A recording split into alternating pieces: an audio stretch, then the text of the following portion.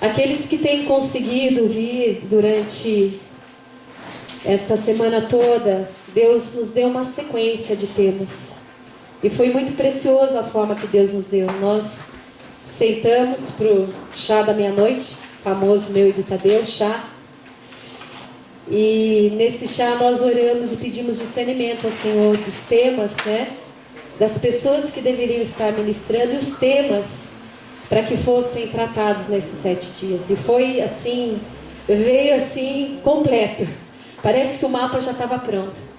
Então, no primeiro dia, Tadeu falou sobre o sangue. Quantos estavam aqui, lembram? Né? Sobre o poder que há no sangue de Jesus. No segundo dia, Edinho ministrou sobre a obediência. No terceiro dia, Luana falou sobre feridas na alma, sobre o perdão, sobre a cura. E nesta noite eu quero falar com você sobre tudo isso que já foi falado e mais um pouco, amém? Abre a tua palavra, eu já vou dizer sobre o que é o tema, mas abre a tua palavra lá em 1 Coríntios 1. 1 Coríntios 1. Coríntios 1, a partir do versículo 18.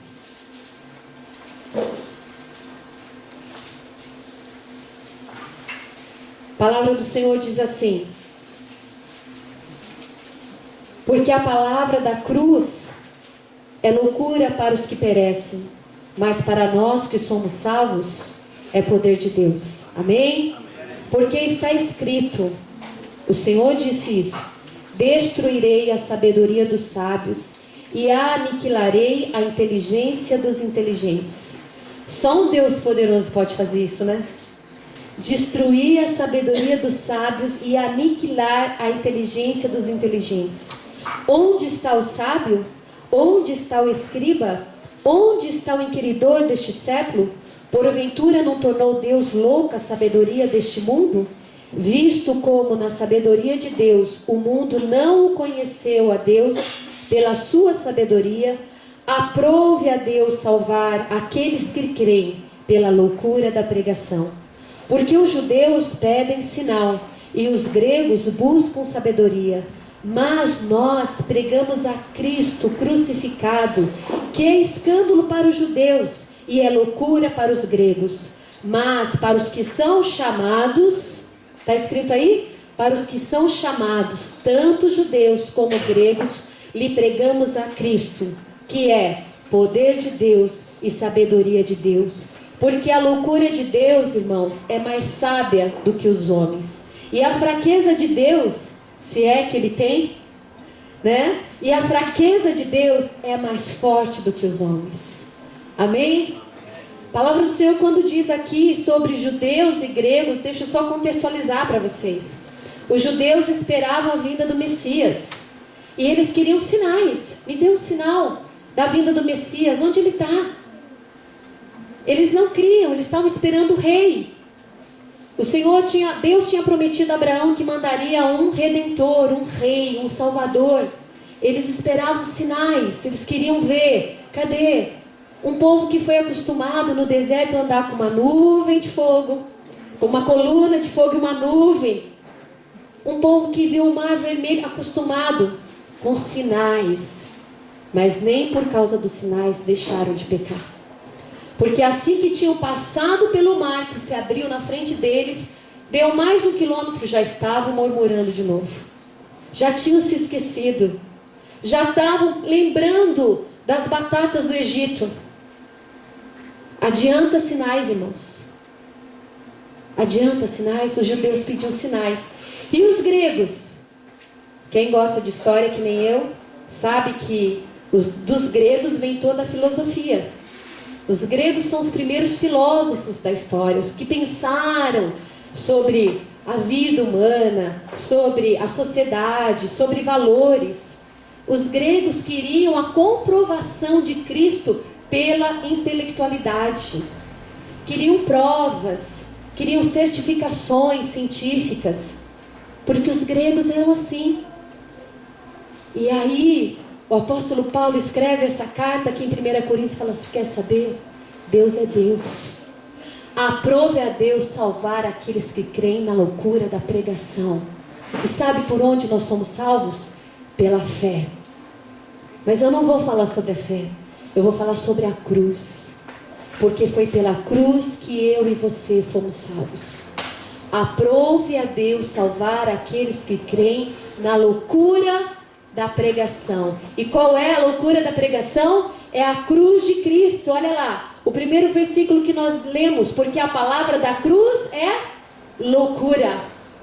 Chegar para alguém e dizer que há 2000 anos atrás veio um homem que dizia que era filho de Deus e que fez milagres e que curou e que levantou e que foi e que era um homem inteligente, que só a sua presença, o seu toque curava, manifestava, expulsava demônios, que este homem disse que era o filho de Deus, mesmo tendo nascido de uma mulher e sendo filho humano de um carpinteiro, lá de Nazaré, e foi para a cruz, sem pecado algum, sem ter feito nada, a ponto de Pilatos dizer assim: eu lavo as minhas mãos, porque não há pecado, não há nada contra ele. Sem se defender, cumprindo a profecia que estava lá em Isaías 700 anos antes, dizendo que para a cruz ele foi como uma ovelha muda e não abriu a sua boca diante dos seus tosqueadores.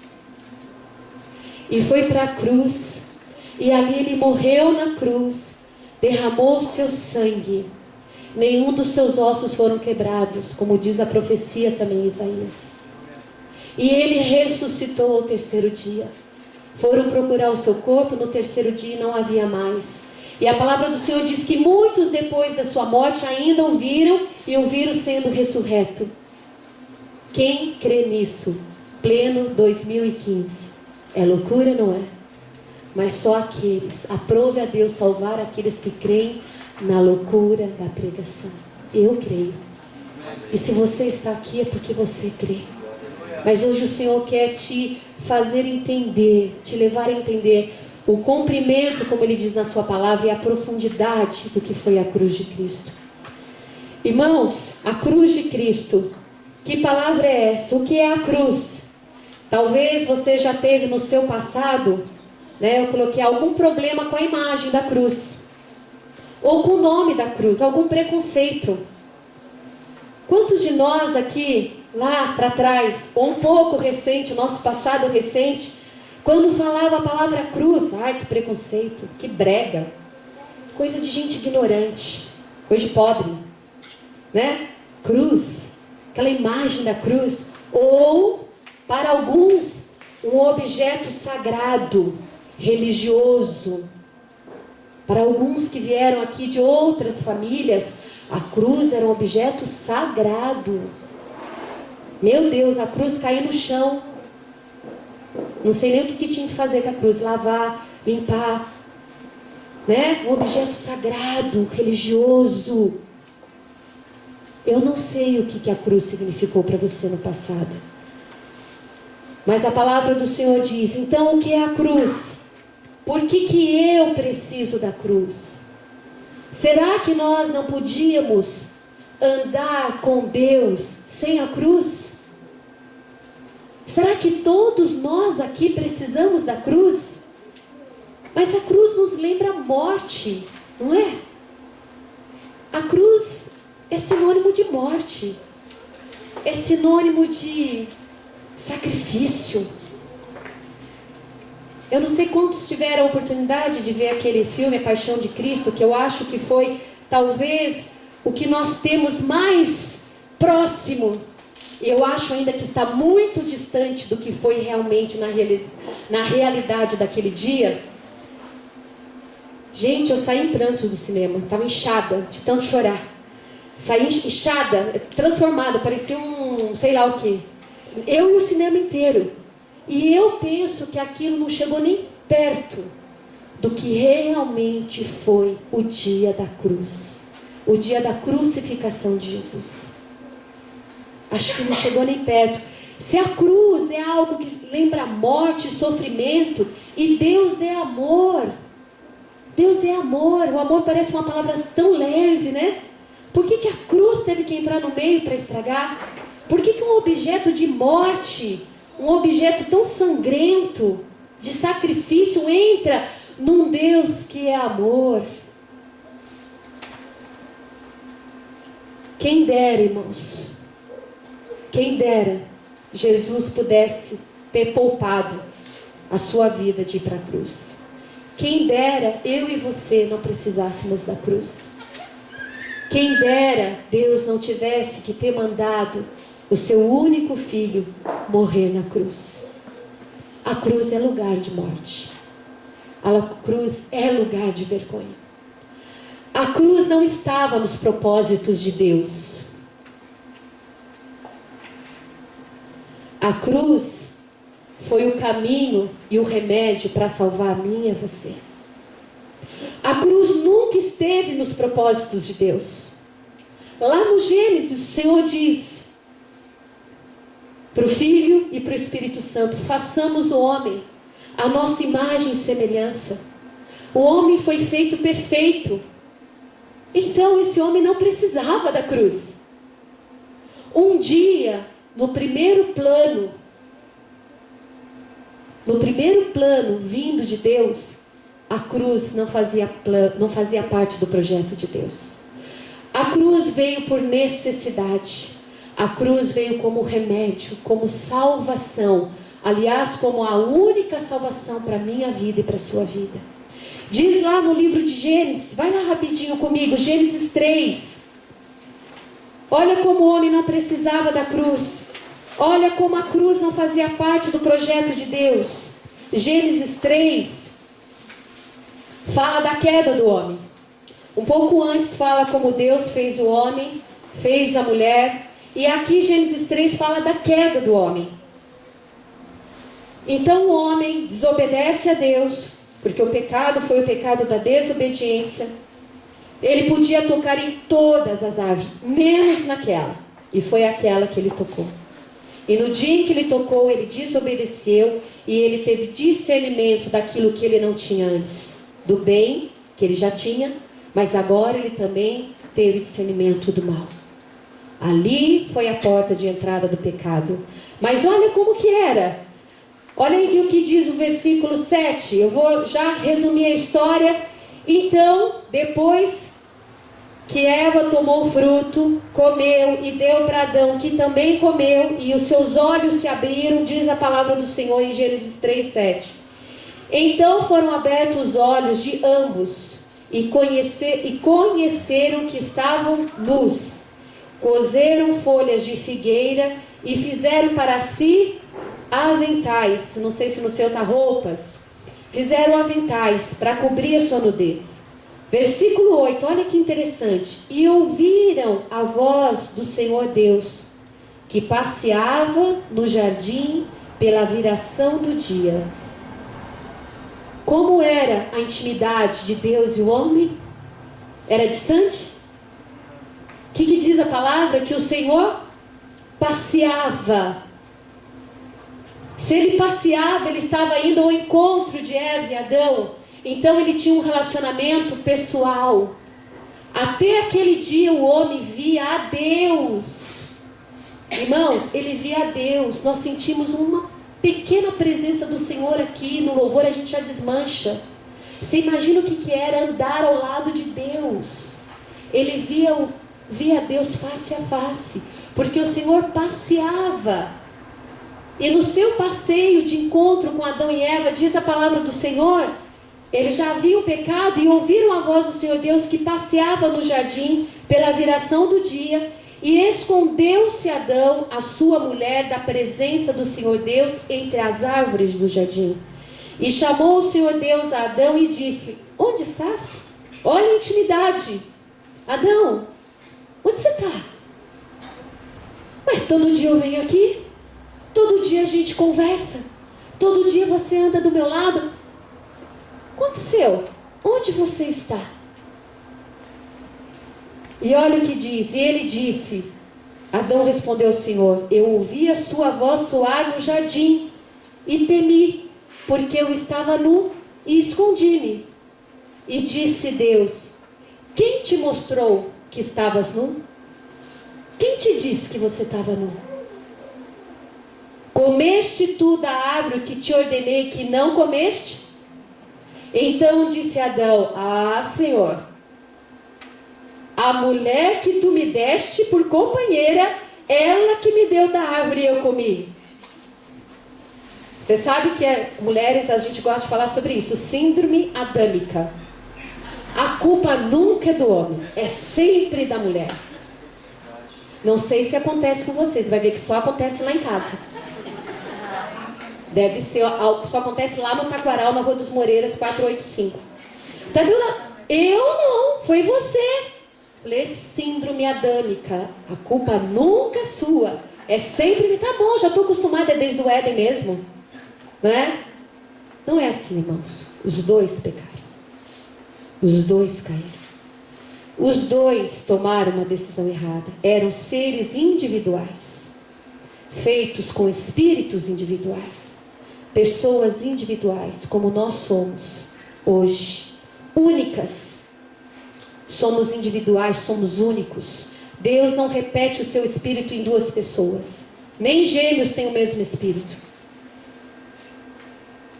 Somos únicos, especiais, criados um a um. Como disse a Luana ontem, formados, pela própria mão. Somos artesanais. Deus não nos fez em fábrica, nos fez artesanais, um a um. Quando eu não gostava de alguma coisa, naquela fase de adolescência, dizia a minha sábia avó: cada um como Deus fazeu, Patrício. Entenderam?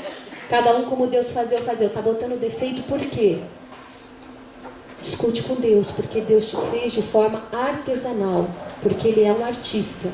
Um artista não consegue duplicar a sua obra, quer em madeira, quer em quadro 2 vezes. Pode haver plágios dele, mas ele mesmo não faz isso, porque cada peça, cada criação é única, e foi isso que Deus nos fez. Até aquele dia, o homem não precisava da cruz. Quem dera tivéssemos permanecido nesse estado. Quem dera tivéssemos experimentado só o Deus de amor. Quem dera a cruz de sofrimento, de sangue e de dor não tivesse entrado na história e no projeto de Deus. Mas ela foi necessária. E diz a palavra do Senhor então, um pouquinho mais aí para frente de Gênesis. Aí, deixa eu só achar aqui. 21. Depois que o homem pecou. 3, mesmo capítulo, 3, 21. Vocês viram que lá no versículo diz que Adão, para se esconder do Senhor, ele cortou algumas folhas de figueira e fez aventais. Foi suficiente, irmãos, para cobrir o seu pecado, o seu erro? Mas ele achou que tinha sido. Ele achou que tinha sido. E ele disse para o Senhor: ah, Senhor, eu me escondi porque eu vi que eu estava nu. Então quem foi que disse para você que você estava nu? Mas diz que ele já tinha cortado folhas de figueiras para cobrir a sua nudez, para esconder o seu corpo, porque ali ele já tinha descoberto o pecado. Ali a malícia já entrou, os pecados da carne já entraram, os pecados da mente já entraram, tudo foi introduzido naquele dia. Gente, o fruto do conhecimento do bem e do mal era o fruto. Com ele tinha tudo e veio todo o lixo do pecado. Potente, poderoso, destruidor. E olha o que acontece aqui no versículo 21. O Senhor fala com eles, expulsa eles do jardim do Éden, corta todo o relacionamento a partir daquele dia, porque o pecado entra no meio, não há mais pureza. E aí o Senhor diz aqui no 21, e fez o Senhor Deus a Adão e a sua mulher túnicas de peles e os vestiu. Túnicas de peles. Quem tem peles? Não são as plantas, são os animais. Ali houve a primeira morte e o primeiro derramamento de sangue para cobrir o pecado. Foi ali no Éden que provisoriamente, para não ter que matar, para não ter que desfazer da sua criação que ele tanto amou, o próprio Deus sacrifica animais, 1 ou 2, eu não sei, e pega a pele desses animais e cobre provisoriamente o pecado de Adão e Eva. Alguém teve que morrer. Sabe por quê, irmãos? Romanos 6:23. Romanos 6:23 diz a palavra do Senhor: uma lei espiritual imutável, que você não precisa concordar com ela e nem precisa questionar, porque você concordando ela existe, você discordando ela continua existindo, irmãos. Já aprendi isso. Romanos 6:23. Essa lei nem o próprio Deus pôde mudar, ele só pôde cumpri-la. Romanos 6:23 diz assim: porque o salário do pecado é a morte, mas o dom gratuito de Deus é a vida eterna por Cristo Jesus nosso Senhor.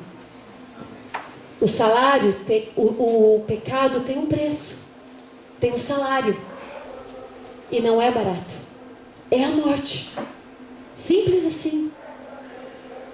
O que tinha que ter acontecido com Adão e Eva no dia em que eles comeram daquele fruto, eles deveriam ter morrido. Ali mal tinha começado a humanidade, já tinha acabado. Mas o amor de Deus foi tão grande por nós, porque Deus amou o mundo de tal maneira que deu seu Filho unigênito, para que todo aquele que nele crê não pereça, mas tenha a vida eterna. Esse amor foi tão grande, tão imenso, que Deus podia ter exterminado 2 criaturas e acabado com o pecado, mas o amor de Deus com aquelas 2 únicas criaturas foi tão grande, foi tão intenso, foi tão imenso. Mas ele tinha que cumprir a lei. Então ele faz a troca. A primeira troca foi feita ali no Éden. Alguém tinha que pagar com preço de morte. Algum sangue tinha que ser derramado. E foi daqueles animais. Mas eu penso que Deus olhou para o estrago do pecado do homem e falou: até quando? O primeiro assassinato na face da terra veio logo depois, com os filhos de Adão e Eva. Caim matou Abel. Primeiro assassinato. E ainda em família, né? Porque não tinha mais ninguém. Um matou o outro de ódio, de ira. Irmãos, você imagina que Deus olhou para aquilo e falou: isso não vai ter fim. Não vai sobrar animal na face da terra. Porque eu vou matar animal para cobrir o pecado e para trocar pela vida do homem até quando? Até quando? A primeira troca do salário do pecado, que era a morte, que estava sobre mim e sobre você, porque a gente já peca no jardim da infância, irmãos. No jardim da infância a gente já peca. Eu já fui professora do prézinho. Um já meteu o carrinho na cara do outro e falou: bobo, feio, meu. É lá. O egoísmo, a raiva, a ira, todo o fruto do pecado já está. Eu me lembrava esses dias, eu falava com meu filho sobre isso, bebezinho, engatinhando. Lucas, não põe a mão na tomada.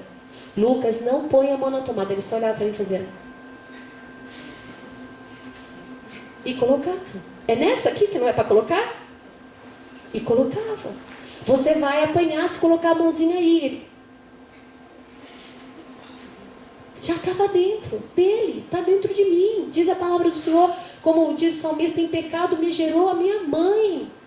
Nós já saímos com o nosso DNA corrompido, estragado. Quem dera não precisássemos da cruz. Quem dera Jesus não precisasse ter saído dos céus, da direita do Pai, ter vindo na terra, ter se humilhado como homem, ter padecido como homem, ter sentido fome como homem, ter sido humilhado como homem, ter levado aquela cruz até o fim, Quem dera. Mas nós precisamos da cruz. Não adiantou, irmãos. Foi a primeira paga. Quem trocaria então sua vida? Quem poderia morrer em nosso lugar? Um pelo outro? Um pelo outro? E aí, quando eu estava fazendo essa ministração, eu me lembrei que eu sou um pouco antiga, lá de 1980, quando lançou os primeiros videogames, Atari. E aí, no final de semana, minha tia que tinha um Atari, meus primos que tinham um Atari, a gente tinha campeonato de Atari.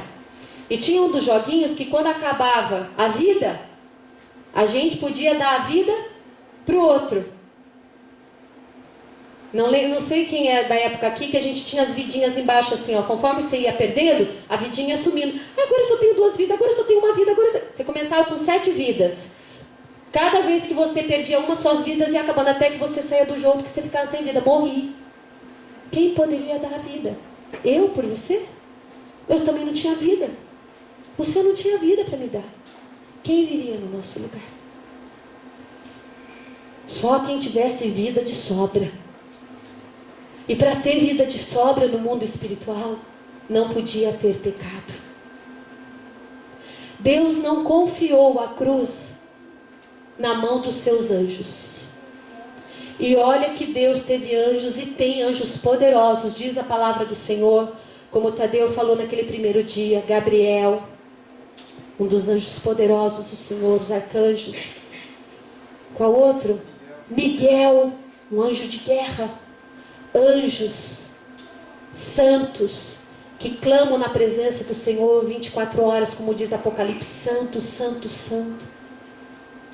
Mas Deus não confiou essa missão da cruz na mão de nenhum dos seus anjos. Ele confiou esta missão de cruz naquele que ele sabia que não falharia. Ele confiou a missão da cruz e da troca que seria feita uma vez só na mão daquele que ele sabia que não ia voltar atrás, aquele que era perfeito, sem mácula, que tinha vida de sobra para trocar comigo e com você. Ele confiou a sua cruz na mão do seu próprio filho. Por isso diz João 3,16, porque Deus amou o mundo de tal maneira que deu o seu único filho, para que todo aquele que nele crê não pereça, mas tenha vida eterna. A cruz não é bonita. A cruz é lugar de morte, mas também é lugar de salvação. A cruz foi a nossa única saída. Ai de mim se não tivesse a cruz. Eu não teria tido oportunidade a outra vida. Você não teria oportunidade a uma nova chance. Nenhum de nós teríamos oportunidade a uma nova chance. Mas aquele que tinha muitas vidas de sobra, porque era puro, limpo, sem mácula, veio à terra e trocou a sua vida por todos nós. Porque nós já não tínhamos mais. Tínhamos perdido a nossa vida nos primeiros passos.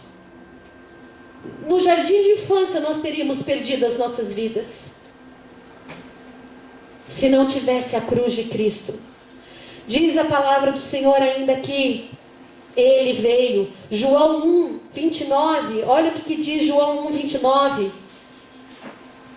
Durante um longo período na história, aqueles que já leram o Antigo Testamento sabem que o sacrifício foi estabelecido como provisório.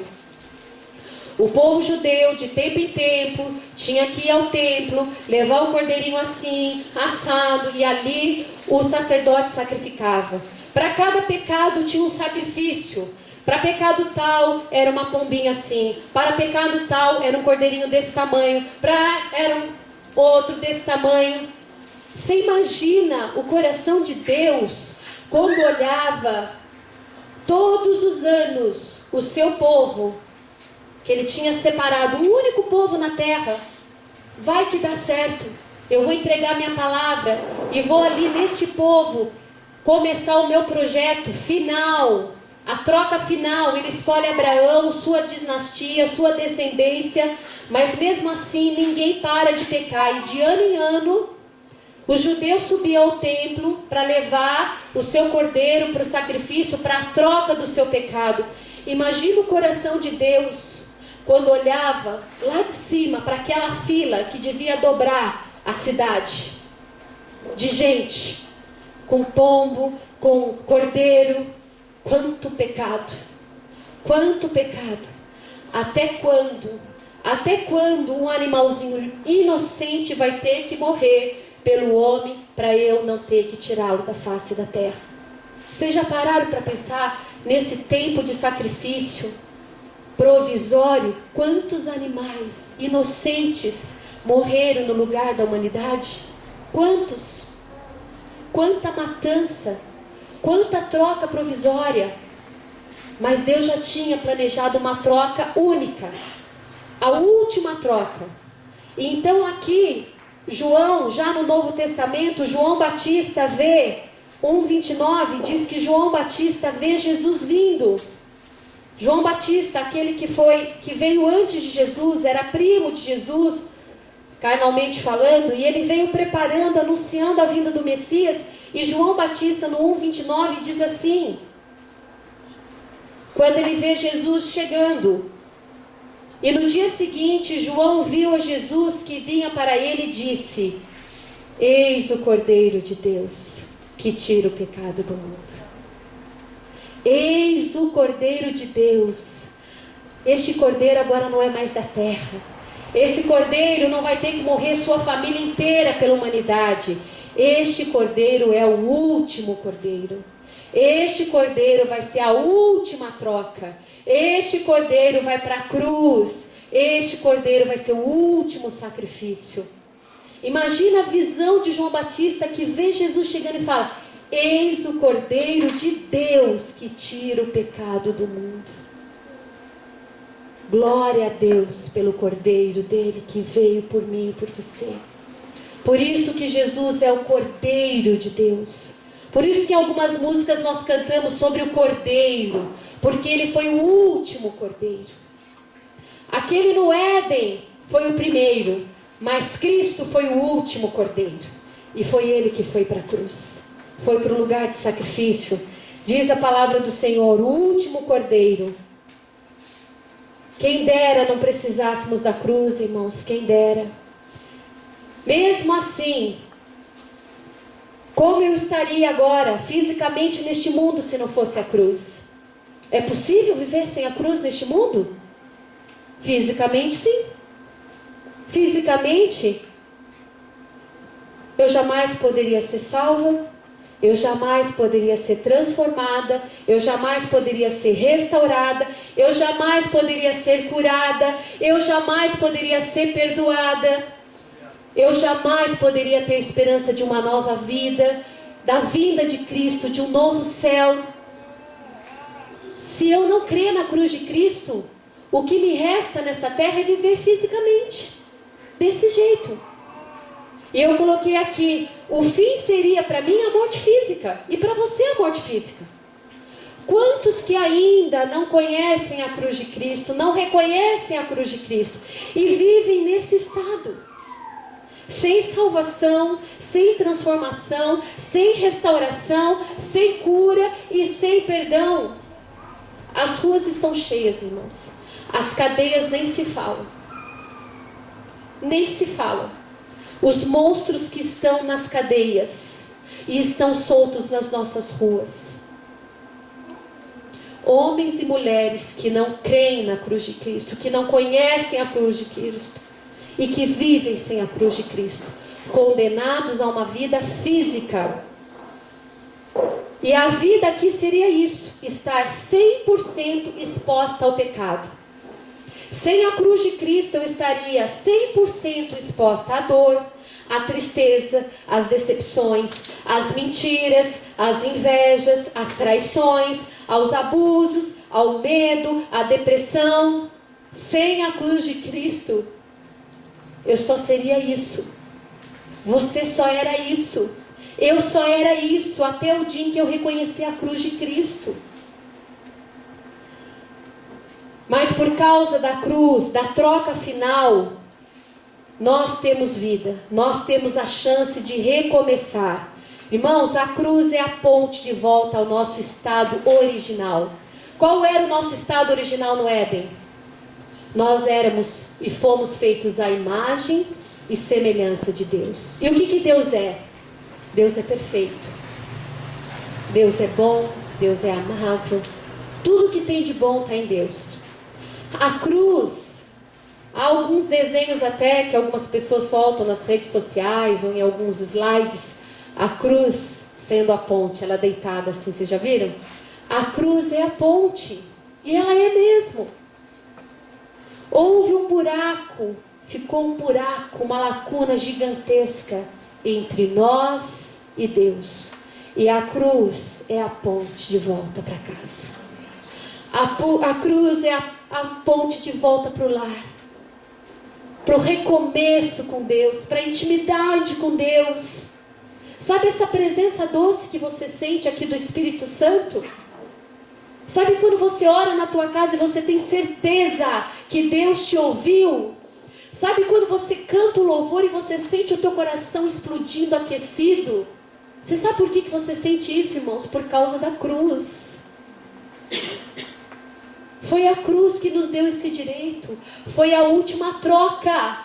A última troca de alguém que não tinha mais vida por um que tinha muitas vidas.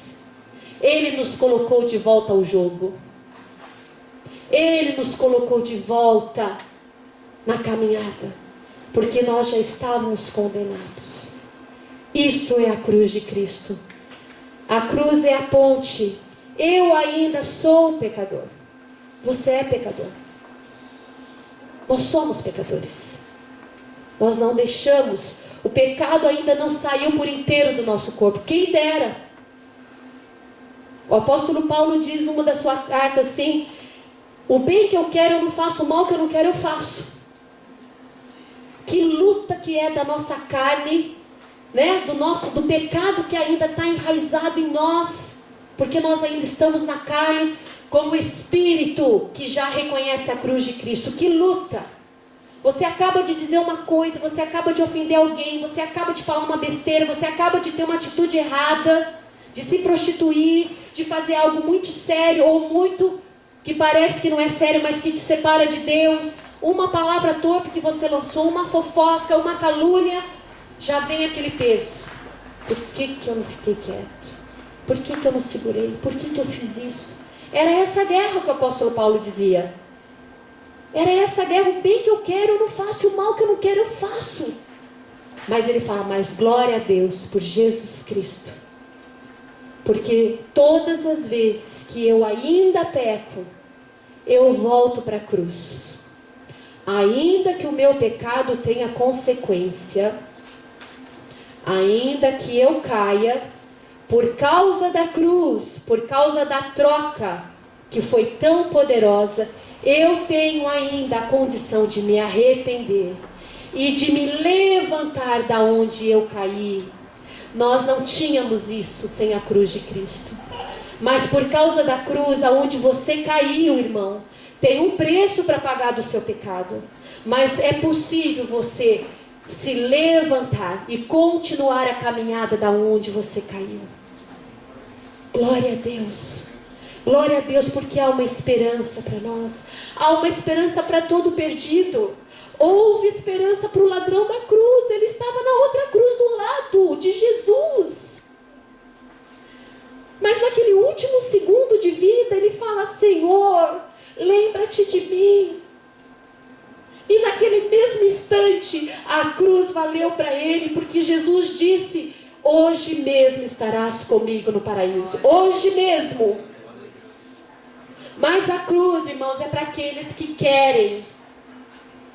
Porque um foi salvo e o outro que estava do outro lado não foi salvo. Eu tenho que ir para a cruz. Sou eu que vou até a cruz. Porque a cruz já veio até a terra. Jesus já veio até ela. Ele já fez tudo o que ele tinha que fazer. Quando ele terminou, segundos antes da sua morte, ele disse: está consumado. acabou, fechou. O que eu tinha que fazer, eu fiz. Quem olhar para minha cruz, terá a segunda chance. Quem olhar para minha cruz terá a troca da vida. Mas quem não olhar... Isaías 53. Abre lá comigo, Isaías 53. Essa profecia foi escrita, pelo menos, se eu não me engano, 700 anos antes da vinda de Cristo. Por um profeta que Deus levantou lá no Antigo Testamento. E descreve exatamente o plano e a loucura da pregação, da cruz. Isaías 53. Quem deu crédito à nossa pregação? E a quem se manifestou o braço forte do Senhor? Porque foi subindo como um renovo perante ele, como raiz de uma terra seca. Olha a profecia. Não tinha parecer nem formosura.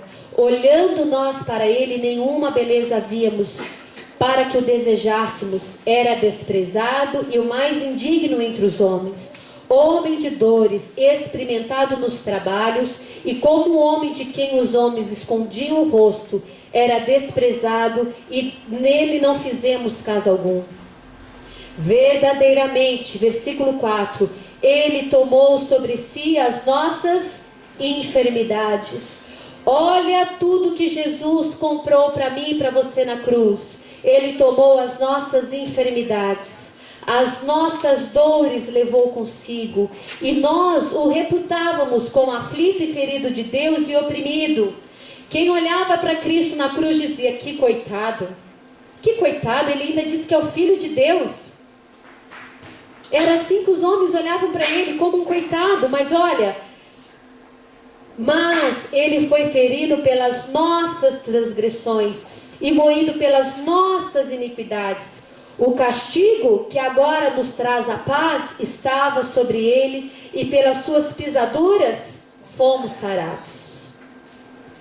Todos nós andávamos desgarrados como ovelhas, cada um se desviava pelo seu caminho. Não era assim que andávamos? Mas o Senhor fez cair sobre ele a iniquidade de todos. A iniquidade de todos caiu sobre Jesus naquela cruz. E ele foi oprimido, mas não abriu a sua boca. Lembra que perante Pilatos ele dizia: você não diz nada? Você é o rei dos judeus? A única coisa que Jesus disse foi: tu é que dizes. Ele não se defende, homem. Ele não abriu a sua boca. Como o cordeiro foi levado ao matadouro, e como ovelha muda perante os seus tosqueadores, e ele não abriu a sua boca. Da opressão e do juízo foi tirado, e quem contará o tempo da sua vida? Porquanto foi cortado da terra dos viventes, e pela transgressão do meu povo foi atingido. E puseram a sua sepultura com os ímpios, e com o rico na sua morte. Jesus morreu com os ladrões, mas o corpo dele foi pedido por um homem muito rico, chamado José de Arimateia.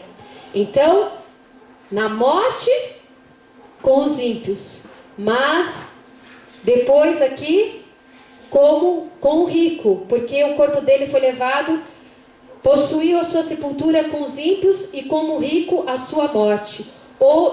Porquanto não fez injustiça, nem houve engano na sua boca. Todavia o Senhor agradou em moê-lo, fazendo-o enfermar. Quando a sua alma se puser por expiação do pecado. O que é expiação? Troca, perdão. Troca do pecado, verá sua posteridade, prolongará os dias, e o bom prazer do Senhor prosperará na sua mão. O trabalho da sua alma ele verá e ficará satisfeito. Com o seu conhecimento, o meu servo, o justo, justificará muitos. Presta atenção nessa palavra. Lá no início da profecia diz que ele levou a iniquidade de todos. Mas aqui no final diz que ele justificará muitos. Por que não todos? Porque nem todos vão querer a cruz. nem todos vão querer a cruz. Ele já sabia disso. Ele já sabia que um ladrão ia querer e que o outro não ia querer. A iniquidade foi por todos, mas infelizmente Ele justificará muitos, muitos, porque as iniquidades deles levará sobre si, pelo que eu lhe darei parte de muitos, e com os poderosos repartirá os despojos, porque derramou a sua alma na morte, e foi contado como um dos transgressores. Mas ele levou sobre si o pecado de muitos, e pelos transgressores intercedeu. De novo, o pecado de muitos. Porque nem todos irão diante da cruz de Cristo entregar o seu pecado. Muitos irão. E glória a Deus por mim e por você, que estamos no meio desses muitos. Amém? Amém. E quantos outros nós não podemos alcançar para fazer parte dos muitos que aceitarão a troca de Cristo? Quantos outros, igreja? E eu quero estar encerrando com vocês, dizendo aqui: um justo por injusto, um santo por um pecador. A cruz é lugar de morte, não da minha morte, mas da morte do meu pecado. Presta atenção nisso, eu vou definir rapidinho. A cruz é lugar de renúncia. A renúncia das minhas vontades, dos meus valores, do meu ego, do meu orgulho. É renúncia do homem natural que eu nasci. Eu nasci assim, com valores errados. Eu fui ensinada errado. Eu vi coisas erradas. Mas a cruz é lugar de renúncia de tudo isso. De tudo aquilo que está contrário à palavra de Deus, que não é a imagem e semelhança de Deus. A cruz é lugar de renúncia. A cruz não é o fim. A cruz é o começo de uma nova vida. A cruz não é o fim. Sabe por quê, irmãos? Porque não foi o fim para Jesus. Não foi o fim para Jesus. Após a sua morte, a palavra do Senhor diz que Ele ressuscitou. Ele venceu a morte. Foi um novo começo para Ele. E é um novo começo para nós. A cruz não é o fim. É um começo de uma nova vida. Diz a palavra do Senhor lá em 1 Coríntios. Eu quero só ler mais alguns textos aqui com você, só para te dar essa convicção. Coríntios 15, 1 Coríntios 15, 22.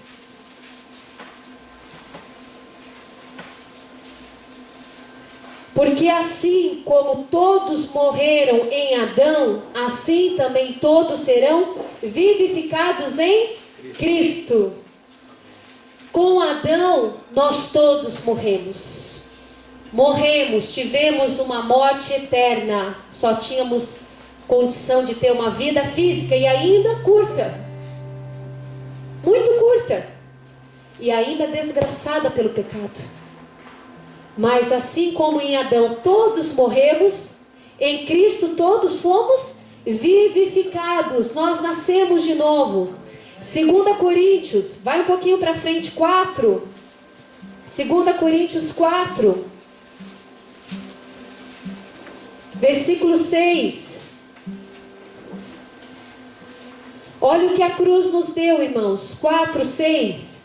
Porque Deus que disse que das trevas resplandeça a luz, e quem resplandeceu em nossos corações para a iluminação do conhecimento da glória de Deus, na face de Jesus Cristo, temos, porém, este tesouro em vasos de barro, para que a excelência do poder de Deus e não de nós.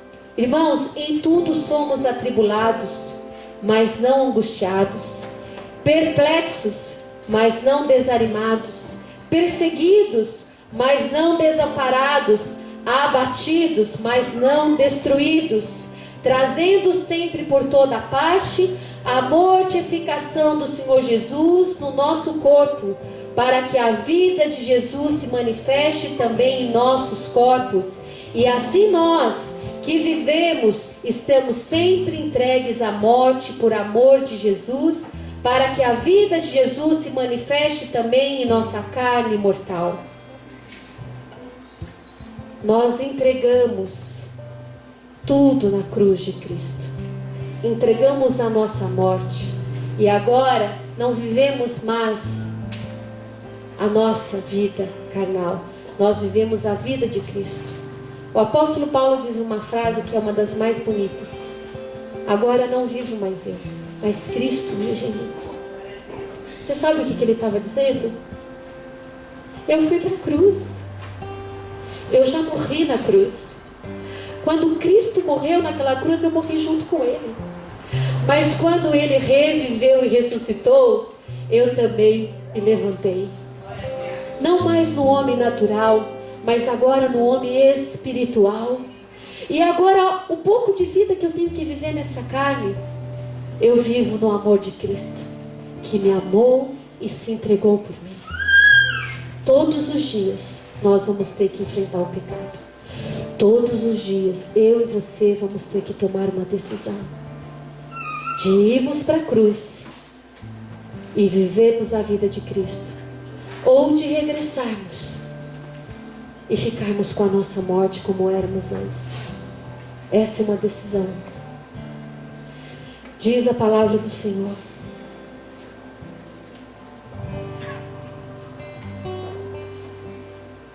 eu queria citar 2 exemplos. A palavra do Senhor diz lá em João 14, 27.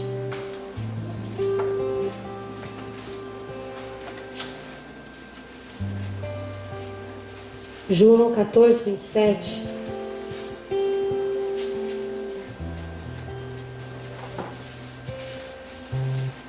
Não é João 14, 27.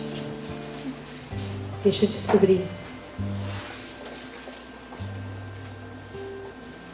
É aquele versículo que diz: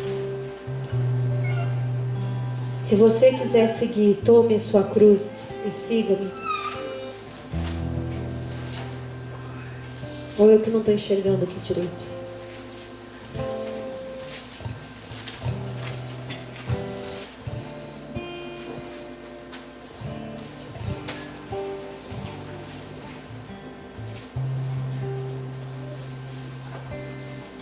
Ah, não, é Lucas, irmãos, perdão.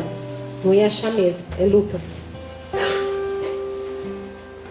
Lucas 14, 27.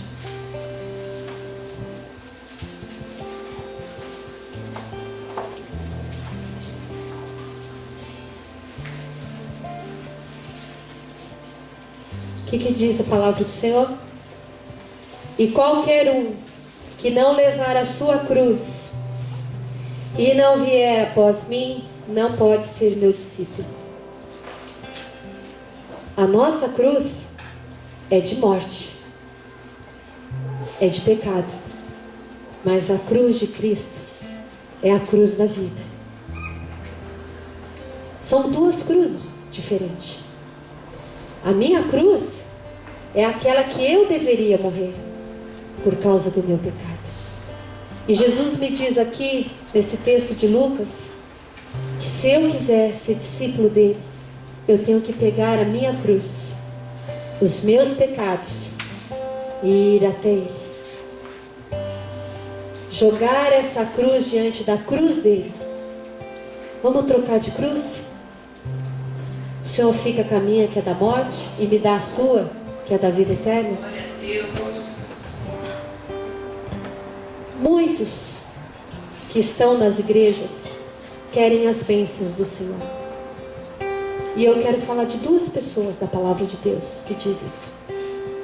Um dia, está escrito lá em Lucas, que um jovem muito rico se aproximou de Jesus. E ele tinha uma cruz. E a sua cruz era o seu dinheiro e o amor que ele tinha pelo seu dinheiro. Então ele se apresentou diante de Jesus e disse: ah, Senhor, o que eu faço para ter a vida eterna? Ah, você deve dar esmola aos pobres, você deve cuidar das viúvas. Ah, tudo isso eu já faço. É mesmo? Então tá bom. Então vende tudo que você tem e segue-me. Essa era a sua cruz. E a palavra do Senhor diz que aquele jovem se entristeceu muito, virou as costas e foi embora. Ele não fazia parte do grupo dos muitos, infelizmente. Mas Jesus teve um segundo encontro com um homem chamado Zaqueu, um cobrador de impostos, que tirava e extorquia dinheiro do seu próprio povo, dos judeus, para pagar os romanos. E Zaqueu também tinha uma cruz, muitos pecados na sua cruz.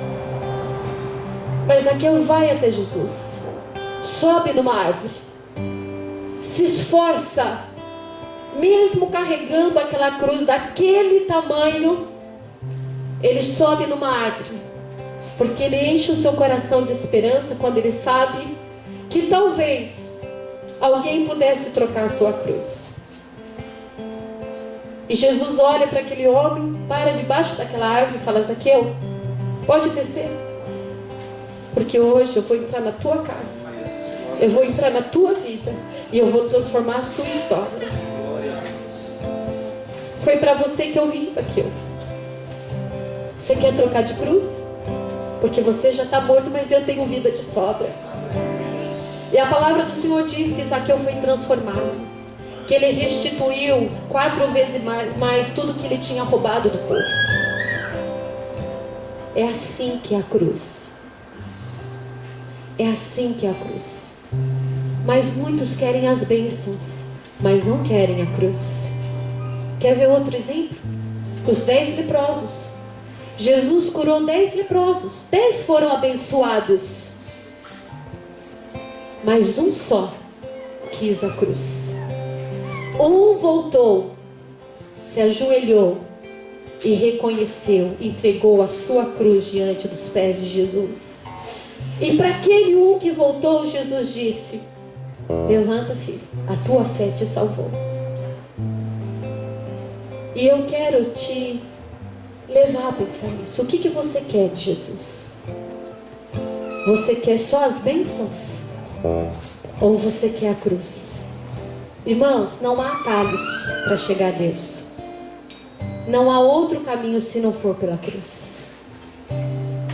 Muitos vão receber bênçãos e vão parar aí, porque Deus é bom. A palavra do Senhor diz que Ele faz chover entre os justos e os injustos. Cai na plantação daquele que é bom e daquele que é perverso. Deus é bom. Pode ser que você receba uma bênção aqui, outra ali, pela misericórdia de Deus. Mas se você quiser ser discípulo, se você quiser ser reconciliado com Deus, se você quiser voltar para a casa do Pai, se você quiser ter intimidade com o Espírito Santo, você tem que pegar a sua cruz, todos os seus pecados, todas as mentiras, todo orgulho, toda falácia, toda inveja, toda depressão, toda murmuração, todo vício, e levar diante da cruz.